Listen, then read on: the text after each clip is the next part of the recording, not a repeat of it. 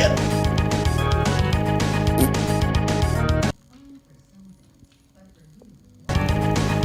Go get him. Get. Stop being cute and go get him. You know, when I was a kid, there was one thing, and one thing only, that dominated the minds of little nerds and kids all around the world. And that was the titan known as Pokemon. Yes, Pokemon. It was everywhere then, and it is everywhere now. But with every cash cow comes countless copycats, ready to attempt to reproduce the magic and wonder found in the original. Now you got your shows focusing on the gaming aspects, like Duel Masters, Yu-Gi-Oh!, Bakugan, Beyblade, and Chaotic. And then, your shows that focus on the relationship between man and monster, like Metabots and Digimon. And somewhere in the middle came something very special. Total disclosure and sidebar, I adore many of these shows. And you know, I don't really care about copycats as long as they're rad. And I personally like Digimon way more than I like Pokemon. But what we are discussing today is what I think to be a long lost treasure. One I think many of us have forgotten. And that would be the world of Monster Rancher. Now, Monster Rancher is a different spin on the genre.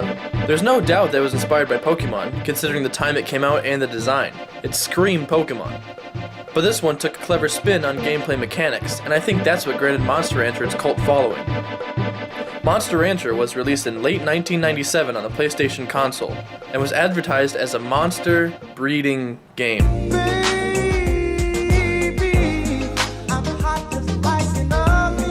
If that doesn't get you excited to play, I don't know what will. Well, how about this?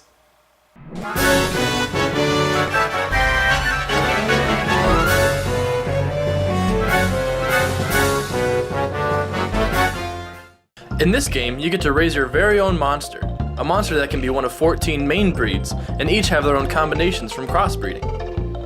The kicker with this is you get monsters based on what CDs you have lying around the house. Your music CDs, your PC games, and your video games can all be turned into their own monsters. You really did never know what you're gonna get. Sure, there are countless websites now dedicated to letting you know what is hiding in those discs, but this was the Wild West. We barely had AOL at this point, so if you wanted to find out what you could get, you just had to roll the dice, baby. And more often than not, it was this disappointment. After you get your monster, you bring them back to a ranch and begin to train them. And just how do you do this?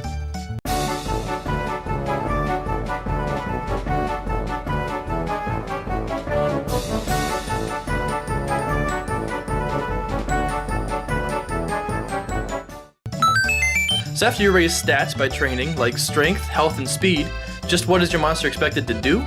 Enter gladiatorial battle matches and fight other monsters to the death!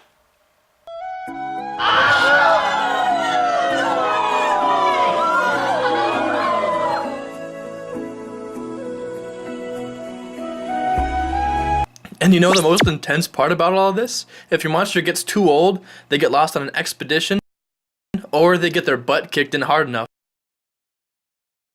they can actually die!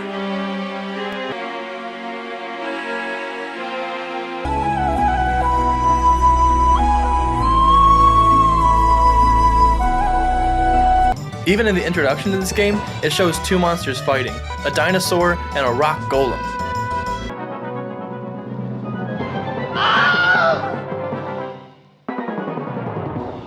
He literally falls to pieces. Hello, darkness, my old friend. The literal only way to prevent this is to take them and freeze their ancient selves in the marketplace. But hey, at least now you can stare at them in their popsicle like they're some sort of morbid contemporary art piece. The designers had fun throwing in their own special monsters, ones you could only get based off certain DVDs or CDs that they selected. These CDs are extremely rare to find, but these monsters can be accessed through GameShark codes. Wow, jeez. It's like a night at the Roxbury. Can you just imagine this thing crawling from underneath your bed? Now just how is this supposed to fight? One of my all-time favorite weird monsters you can get in this game is called the Doodle.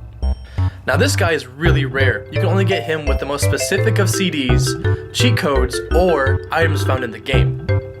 All of his moves are incredibly slapstick and weird, and he just really doesn't fit in this game, and I love it.